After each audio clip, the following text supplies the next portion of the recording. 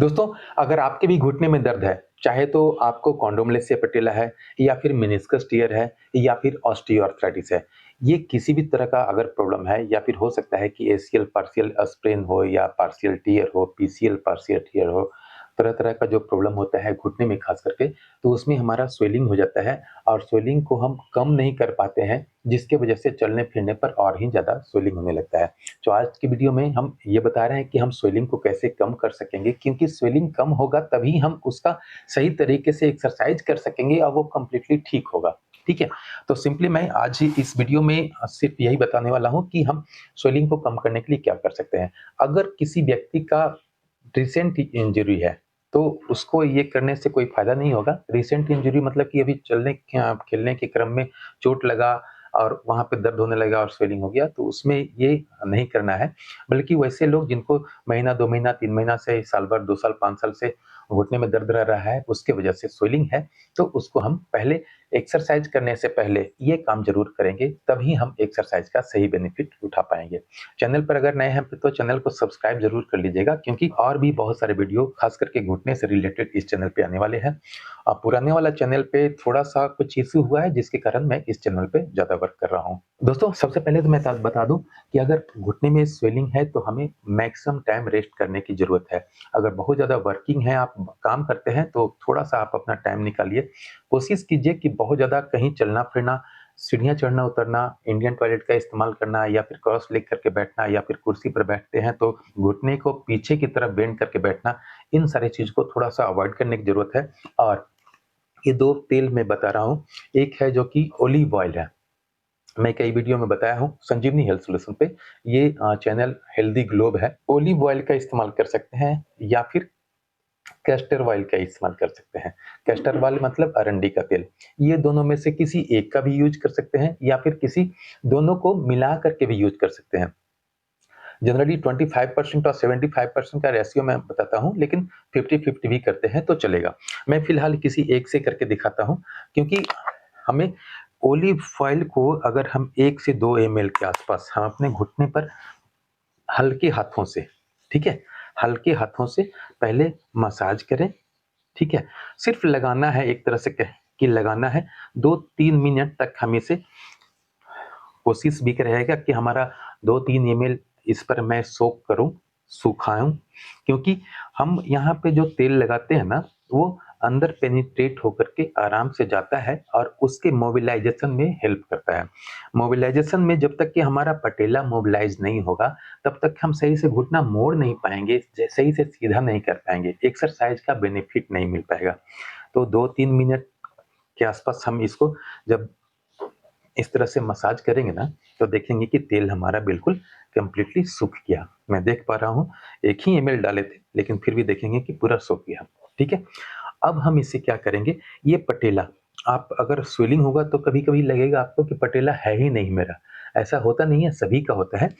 ये होता है कि पटेला जाम हो चुका होता है, क्योंकि पटेला के अंदर जो ग्रीस होता है ना, जिसको कार्टिलेज कहते हैं, वो कार्टिलेज घिस चुका होता है या कम हो चुका होता है, जिसकी वजह से एक कटोरी नुमा हमारा ये हड्डी, नीचे वाला हड्डी फीमर का जो लोअर एंड है, वहाँ पे बन जाता है और उसमें वो पटेला चला जाता है, तो लगता है कि हम उसे नहीं कर पाते हैं, नहीं समझ पाते हैं। तो कोशिश, चूँकि मेरा पटेला ऊपर है, इसलिए मैं दिखा पा रहा हूँ कि मैं इस तरह से कर रहा हूँ, बहुत सारे लोगों को अंदर में रहता है। इसमें भी बहुत सारी गलतियाँ होती है, सही से मूव नहीं कर पाते हैं, उसका कारण क्या है, वो मैं बताता हूँ। ये पटेला अंदर जाएगा ना, तो ये सही से आप लगेगा कि मैं मूव करा रहा हूँ, तो स्किन को करा रहा हूँ, ठीक है? बहुत सारे लोग इसको स्किन को इस तरह से कराते रहते हैं, जिस कारण उनका लगता है कि हाँ, ये पटेला मूव हो रहा है, एक्चुअली वो पटेला मूव नहीं हो रहा है।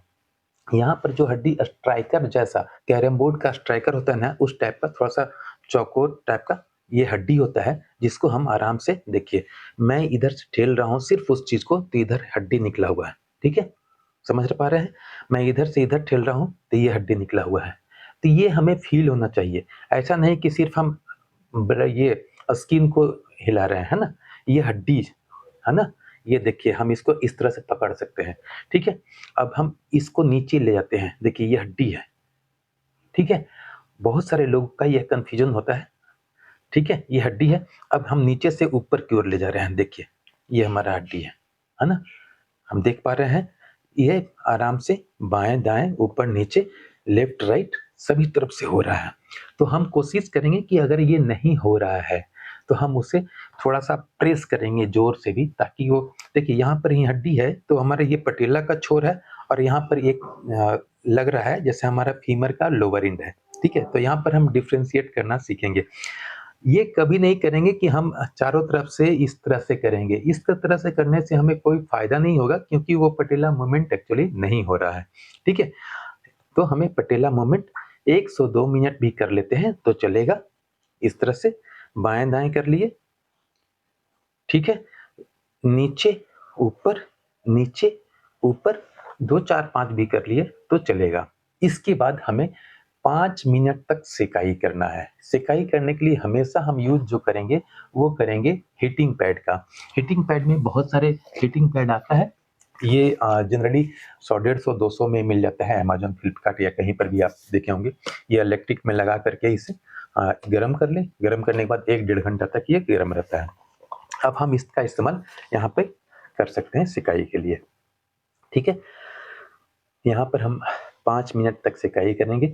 सिकाई करने के लिए भी देखेंगे कि ये left side, middle side, right side and back side, चारों तरफ से इस एरिया को हमें सिकाई करना है, ठीक है?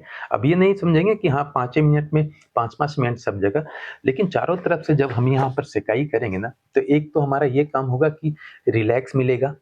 उसके बाद हम एक्सरसाइज जब करेंगे तो हमें एक्सरसाइज का बेनिफिट बहुत हद तक मिल पाएगा, क्योंकि हमारा इंटरनल जो स्वेलिंग होगा ना, वो भी कम होगा। क्योंकि मैं दोनों तेल लगाया हूँ या सिंगल तेल लगाया हूँ, वो अंदर पेनिट्रेट होकर के गया है, तो इंटरनल वो स्वेलिंग को कम भी कर रहा है और ऊपर से हम हीटिंग पैड से सेकाई कर दे रहे हैं। कभी-कभी होता है कि मैं मैक्सिमम लोग को देखा हूँ कि वो कहते हैं कि यहाँ पर दर्द होता है सर, जहाँ पर भी दर्द होता है, आप पहले सेकाई करें। सेकाई करेंगे, कभी-कभी होता है कि ये ज़्यादा हीट होता है तो आप यहाँ पर कपड़ा रख लें। कपड़ा रखने के बाद सेकाई करें। जितना पर आप सह रहे हैं सेकाई का, उससे उतना टेम्परेचर तक आप सेकाई करें। फिर दूसरे जगह, ठीक है? यहाँ पर भी हो गया। तीसरे जगह, साइड से, ठीक है? इस साइड से नीचे में खास करके देखेंगे कि बेकर सिस्ट वाले बहुत सारे व्यक्ति होंगे जिनका एमआरआई में आया है कि बेकर सिस्ट भी है। बेकर सिस्ट जनरली पीछे साइड में होता है, जो ये एरिया होता है ना, इस एरिया में बेकर सिस्ट होता है। कभी-कभी तो वो हमें पता भी चलता है जब हम उसे यहाँ पर फ़ील करते हैं, एक ग्लैंड जैसा। और कभी-कभी होता है कि छोटा-छोटा ग्लैंड होता है तो इंटरनल इनर साइड में रहता है, वो हमें फ़ील नहीं हो पाता। तो हमें सेकाई करना उधर भी ज़रूरी है, ठीक है? इस तरह से सेकाई किए, 1 मिनट, डेढ़ मिनट नीचे भी, इधर भी, ठीक है? ये भी आप यूज़ कर सकते हैं, या फिर एक जो आता है इलेक्ट्रिक वाला हीटिंग पैड, जो इलेक्ट्रिक में लगाए रखें और उसमें स्विच रहता है, वो कम बेशी करने का रहता है, आप लगा के रखें, 5 मिनट सेकाई करें। 5 मिनट की जगह पर 10 भी मिनट भी करते हैं तो कोई दिक्कत नहीं है, लेकिन मिनिमम 5 मिनट ज़रूर करना है। अब हम जब सेकाई कर लिए, अब हमारा देखेंगे कि ये थोड़ा-सा फ्री होगा, ठीक है? अब फ्री होगा, तब हम इसको सही तरीके से एक्सरसाइज परफॉर्म कर सकेंगे। बहुत सारे लोगों को पैर होता है कि जैसे इतना मुड़ता है, इससे ज़्यादा मुड़ता ही नहीं है। तो कारण बस ये है कि हमारा जो पटेला है, वो नीचे कार्टिलेज तो घिस गया है, जिसके कारण नीचे वो सटा हुआ है। अब वो आगे स्लाइड ही नहीं करेगा, तो इस पैर को मोड़ने में मदद ही नहीं करेगा। तो पैर नहीं मोड़ने का कारण बस यही होता है कि हमारा पटेला कहीं न कहीं वहाँ पर चिपक चुका है। तो हमें उससे मूव कराना ज़रूरी है। कभी-कभी होता है कि पटेला अगर बिल्कुल चिपका हुआ है, तो लोगों को ये परेशानी होती है कि वो एक्चुअली में हम करें कुछ बुरा तो नहीं हो जाएगा। याद रखिए, मैं जो बता रहा हूँ, इसमें कोई बुरा नहीं होगा। और दूसरी बात मैं बता देता हूँ, चूँकि ये कोर्स में है, तो आप चाह कर के भी उसका कुछ बुरा नहीं कर सकते। समझ गए? करने का मतलब कि आपका जितना ताकत है, मैं कितना भी ताकत यहाँ पर लगा दूँ, तो मैं ना ही किसी टेंडन का, ना ही पटेला का, ना ही कार्टिलेज का, ना ही किसी भी चीज़ को बुरा नहीं कर पाएँगे, क्योंकि उतना ताकत मेरे शरीर में नहीं है। जब तक कि हम किसी हार्ड चीज़ से इसे कंप्लीट तोड़े नहीं, ठीक है? मैं समझा रहा हूँ इसलिए, क्योंकि कभी-कभी लगता है कि लोगों को कि हम करें और चूँकि फिज़ियोथेरेपी सामने नहीं है, कहीं कुछ और खराब हो गया तो? बिल्कुल गलत बात। हम मैं बता रहा हूँ, इसको आप बिल्कुल मानिए और कीजिए। कभी-कभी तो ये भी होगा कि ऊपर से नीचे ठेल रहे हैं या नीचे से ऊपर कर रहे हैं, तो आपको यहाँ पे दर्द हो, यहाँ पर दर्द हो, कोई दिक्कत नहीं है। वो जो दर्द होगा 1 मिनट, 1.5 मिनट के अंदर वो दर्द खत्म भी हो जाएगा। लेफ्ट से राइट कर रहे हैं, राइट से लेफ्ट कर रहे हैं, तो ये मालूम होगा कि इधर भी दर्द हो रहा है। कोई दिक्कत नहीं है, हमें उसको मूव कराना ही कराना है। कई मैं व्यक्ति को देखा हूँ, पेशेंट को देखा हूँ, जो कहते हैं सर 1 महीना हो गया अभी हमारा नहीं हो रहा है। नहीं होने का कोई चांस ही नहीं है। ये आप सही तरीके से नहीं कर पा रहे हैं, आप फ़ील कीजिए पहले।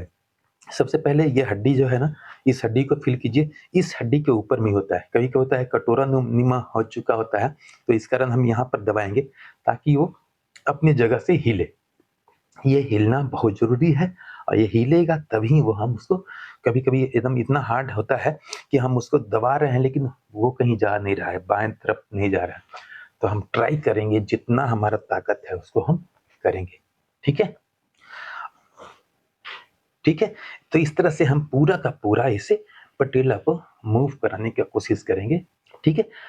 तो इस तरह से हम पटेला को जब मूव करा लेंगे ना, तब हमारा देखेंगे कि अगर इतना पैर मुड़ रहा था, वो हम आराम से इतना कर सकेंगे या फिर और सही तरह से अगर उसका ग्रीसिंग वगैरह कम अगर खर्च हुआ था, मतलब कि घिसा था, तो देखेंगे कि आप इतना तक भी कर सकेंगे। आप इसको अंदर तक के पहुँचा सकेंगे। ठीक है? चूँकि हमको एक्सरसाइज़ करके इसे कंप्लीटली ठीक करना है, तो हम इसे यहाँ तक आराम से पहुँचा सकते हैं बिना टच किए हुए। लेकिन उसके बाद भी अगर हाथ भी लगाना चाहते हैं तो हाथ लगा सकते हैं, क्योंकि जब तक हमारा घुटना पूरा मुड़ेगा नहीं, तब तक के संभव नहीं है कि हाँ, हम अपने घुटने को कंप्लीटली ठीक कर पाएँ। चूँकि मैं इस वीडियो में इसलिए ये बताया हूँ, चूँकि बहुत सारे लोगों का ये कन्फ्यूज़न रहता है कि सर हमें हीटिंग पैड से सिकाई करना चाहिए या फिर किसी आइस पैक से सिकाई करना चाहिए।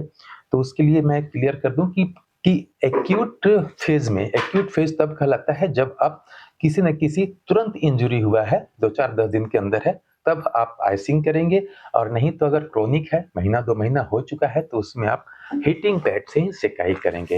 हीटिंग पैड से सिकाई करने के बाद ही आप अपने एक्सरसाइज़ को परफ़ॉर्म करेंगे और एक्सरसाइज़ करना चाहते हैं और उसको कंप्लीटली ठीक करना चाहते हैं, तो ये वीडियो है आज जो आ रहा है, इस वीडियो में बताया गया सभी एक्सरसाइज़ को कीजिए और अपने घुटने के ऑस्टियोआर्थराइटिस को कंप्लीटली ठीक कीजिए। दोस्तों, उम्मीद है वीडियो अच्छा लगा होगा। वीडियो अच्छा लगा तो वीडियो को लाइक करें, सब्सक्राइब करें। अगर चैनल पर नए हैं तो बेल आइकन को दबाकर ऑल नोटिफ़िकेशन ऑन कर लें ताकि भविष्य में आने वाला हर वीडियो आप तक सबसे पहले पहुँच सके। मिलते हैं अगले वीडियो में, तब तक के लिए जय हिंद, जय भारत। इस वीडियो के लिंक को अपने व्हाट्सएप पर या कहीं पर भी सेव कर लें ताकि कभी कुछ भूल जाते हैं तो उसे देखने के लिए फिर से आप इस वीडियो को देख सकें या फिर कहीं पर भी आप सेव कर सकते हैं।